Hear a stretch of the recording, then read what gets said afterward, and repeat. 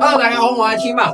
今日帶大家睇嘅呢個小區啊，絕對係筍到爆啊！響中山8000幾蚊就可以買到一間大裝修嘅樓盤啦，就係今日阿添同大家推薦嘅呢一個小區啦。咁我哋而家入到嚟咧，呢個小區啊，呢個單位咧，入淨面積就係88平方嘅吓。咁我哋入到嚟咧，嗱，首先左手邊咧呢度第一間房。呢一間房咧，全部都係贈送嘅。咁同大家簡單講下啦，呢個小區一個交標咧，裝修咧佢就唔包呢啲牆面嘅嗰啲畫啊，同埋呢啲架，佢就單純係白牆。咁地板咧就呢個木地板，包括頭先我哋入到嚟睇嘅呢一個瓷磚都係交付標準嘅。但係呢一度咧，右手邊咧呢度係做咗鞋櫃，開發商到時候咧呢個係切走嘅。咁如果你係想按照呢個風格去做鞋櫃嘅話，你都可以響收樓嘅時候揾開發商攞一份清單就可以噶啦吓。咁然之後我哋入到嚟入邊咧，頭先講咗啦，人淨面積88平方，佢係做咗4個房間嘅。頭先第一間房係贈送嘅，全贈送嘅。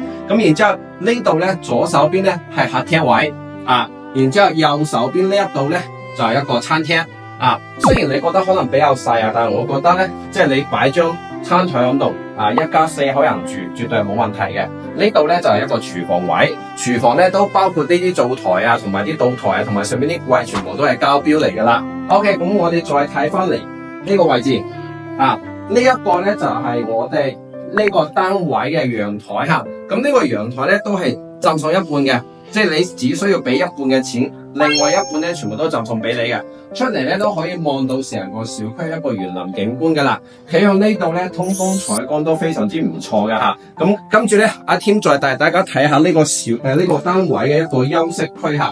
咁頭先我哋睇到第一間房啦，然之後通過呢一條走廊連接過嚟咧就係呢個休息區一個地方啦。左手邊呢間咧就係公衛嚟嘅，入邊咧譬如話你馬桶啊，然之後啲櫃啊，同埋入邊啲淋浴頭啊，呢啲全部都係交付標準啦。咁對過嚟呢邊咧就係一個客房嚟嘅，呢度係第二間房。咁大家有冇發覺啊？佢呢個單位嘅每一個房間咧，其實都係比較均衡嘅，即係唔會出現某一個房間特別細，某一個房間又特別大，即係比較均衡啦。呢度係第三間房，咁平時咧你都可以將佢作成一個BB 房啦，或者係小朋友住啊。如果你人口唔係非常之多嘅，即係一家3口人或者2口人住嘅，你都可以將呢一個房間打通佢，做成連通主人房嘅一個衣帽間嘅。咁呢個主人房就闊好多噶啦。咁入到嚟咧，最入邊呢一間房咧就係主人房。咁可能好多朋友想問啊，點解而家啲樓盤全部都係將個主人房擺喺最入邊咧？因為隱私性最好啊，因為呢一邊係最安靜嘅。咁主人房咧呢邊都係帶一個套間嘅吓。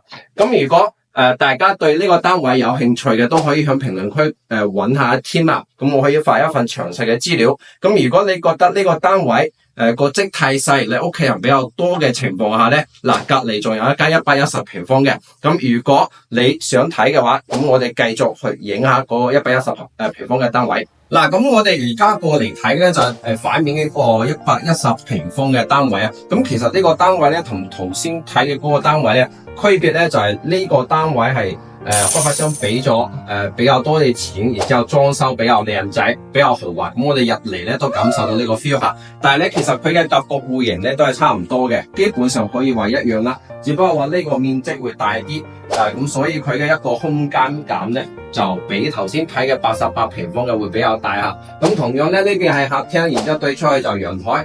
咁呢個陽台咧就同頭先睇嘅88平方有一個唔同嘅點咧，就係呢度係有個轉角位嘅，咁可以做到270度嘅一個採光啦。而且呢度望落去咧係有個水景嘅吓。頭先嗰個88平方嘅咧就係睇翻小區一個園林嘅位置嚟嘅。咁其實兩個單位我覺得都唔錯，因為佢嘅通風採光朝向都係一樣嘅。咁入到嚟咧，頭先我哋覺得有啲朋友可能覺得個餐廳位比較細啊，咁呢度就闊好多啦。呢度係絕對可以坐得6人台嘅，呢個餐台係比較長嘅，廚房咧都比較大。咁如果太太咧比較中意平時落一手炒個餸或者喺屋企食飯比較多嘅情況，咁呢個廚房絕對係夠正噶啦。咁然之後入到嚟咧就呢個休息區，咁攝影師幫大家影下房間嘅一個情況，咁我就唔入去啦。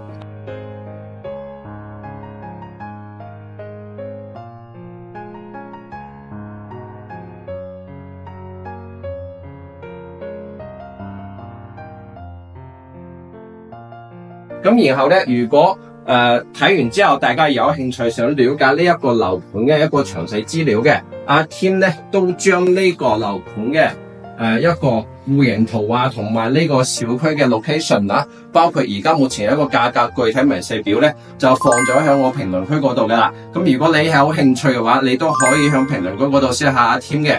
嗱，視頻最後咧，再同大家講下呢個小區嘅一個基本情況啦。咁我哋頭先咧就係從呢度上去睇嘅晚間嘅，呢一個咧就係每一棟樓下咧都有呢一個入戶大堂啦。咁其實你可以睇到佢嘅裝修風格啦，包括佢用嘅一啲裝修嘅材料啊，個質素都唔差噶。咁然之後出口嚟講呢個就係小區一個環境啦。